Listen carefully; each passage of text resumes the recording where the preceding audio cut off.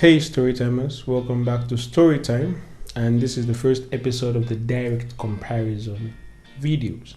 So with the end of the third phase of the MCU, I felt it was time to compare the movies in the MCU to those in the DCEU to see why DCEU movies perform better at the box office as compared to MCU movies. I'm kidding. Disney movies totally bombed at the box office and are considered failures for the most part.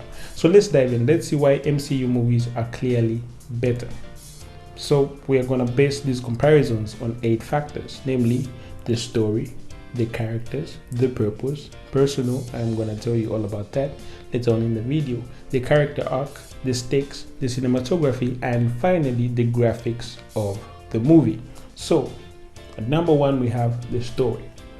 Man of Steel tells the story of Superman, one of the last remaining Kryptonians that is sent to Earth by his parents as his planet dies. The movie follows him in his quest to find out why he was sent to Earth.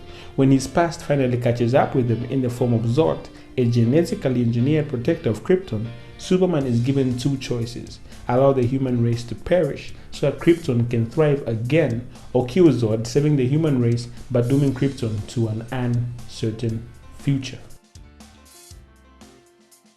Iron Man tells the story of Tony Stark, the billionaire playboy CEO of Stark Industries, a leading weapons engineering company. When he is kidnapped on his way back from a business trip to promote his newest invention, I humbly present the Jericho. he learns the true value of life and just how much of a dick he has been. I'm kidding. How much more bad than good his weapons actually do. During captivity, he creates a badass suit which he uses to escape and later to right his wrongs in his pursuit for redemption and world peace. Also, he finds out that his business partner paid the terrorists the bad guys, I don't want to say terrorists, to take him and kill him, so careful whom you trust. At number 2, we have the characters. So for the characters, we are going to focus on the ones that take up most of the screen time or are most important to the story. So Superman himself is a pretty boring dude. He's quiet all of the time unless he's delivering exposition. The only interesting thing about the dude is his powers, but beneath his boring exterior lies a loving heart. This dude cannot stand by while people die, and that is something that is echoed throughout the movie. As for Martha, you know, one of those people that is always positive? Well, Martha here is the embodiment of positivity. One time Zod throws a car into a house and all that she says is, they're just stuff, son. They can be replaced. Now come on over here and let us look at your baby butt pictures. Anyway, Clark's Earth father, he is more than just the embodiment of positivity. He is positivity. Now, can I just keep pretending I'm your son? You are my son. he has one absolute belief. Even if people are dying, Clark must do everything in his power to make sure that he does not help, so he is not found out. Like, imagine if you saw a dude doing God-like things. Would you believe in God anymore? Is one of the questions that this movie poses but never truly answers. So one time in the movie, he dies for absolutely no reason.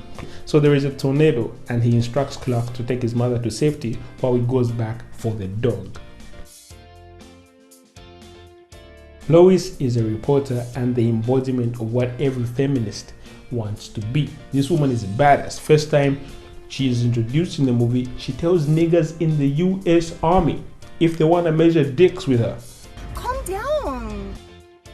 Now, just like Superman, she is pretty boring too. There's nothing to her except that she is a reporter that seems to be very good at her job. That's all. Also that she says one badass line. But anyways, so Zod by nature is a monotone character. He simply cares about the survival of Krypton.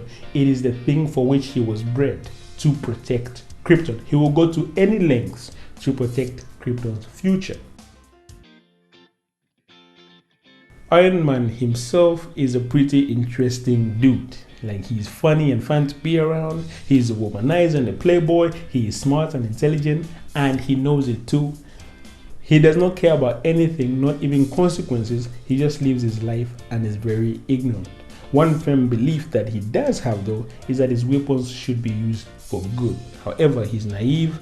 He thinks they're being used for good when really they are not.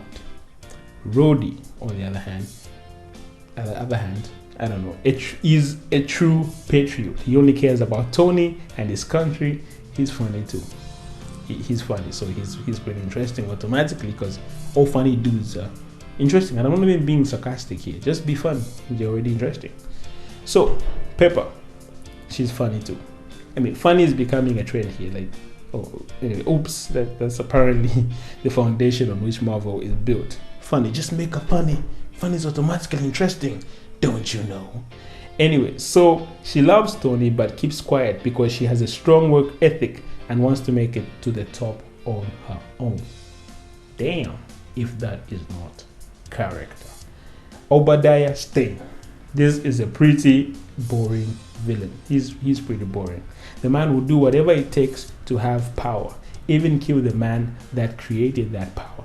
Anyway, so Iron Man is a clear winner here. It has more compelling characters. I'm not even going to say compelling, I'm just going to say it has more interesting and funny characters. Now, this is not to say that DC should make its characters funny. No, I watch DC movies to escape Marvel funnyism movies. Okay, I am just saying that DC should make more interesting and non-monotone characters. Okay, so if you think or you have your own opinion about this, just put it down in the comments and I'll read it later and we'll talk about it. Number 3 is purpose. What is the purpose of the story and thus the characters in it? Man of Steel is an origin story. Superman is searching for his purpose while Warner Bros. Are setting up a whole franchise in his wake.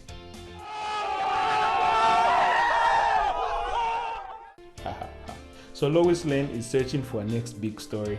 Clark's parents are trying to protect him from the world. Zod is in search of the Codex and a new home for his people. Damn, a lot of people in this movie are searching for something. Anyway, Iron Man, on the other hand, is a movie of discovery. One day Tony wakes up in captivity and decides, hey look, I have done so much bad in this world, it's time that I put some good into it too. He discovers the true value of life, also that his intelligence knows no bounds. At number 4, we have personal. So in this segment, we ask the question, just how personal is the movie? We ask this question because personal confrontations are way more engaging and entertaining than impersonal confrontations. So Man of Steel is told from the eyes of 2 characters, Clark and Lois Lane. It also has quite a bit of narration. At the same time, the villain of the movie is Kryptonian, just like Clark, and was Clark's dad's friend. Who even killed Clark's dad? No, that's not the question. Like, not who even killed. No. He killed Clark's dad. Anyway, that is how personal it gets in this movie. Man of Steel is impersonal. You know, the story is told from 2 different monotone characters' point of view. It even has narration making the movie. Even the way it is shot, it is made impersonal. Iron Man, on the other hand, features no narration and follows just one character. The villain of the movie is someone that worked with his dad and he completely trusts. Someone that even kept the company running for him till he was of the right age. This is as personal as it gets. At number 5, we have character arc. So we have already talked about the character of the various characters, but what about their character arcs? How do they change throughout the progression of the movie?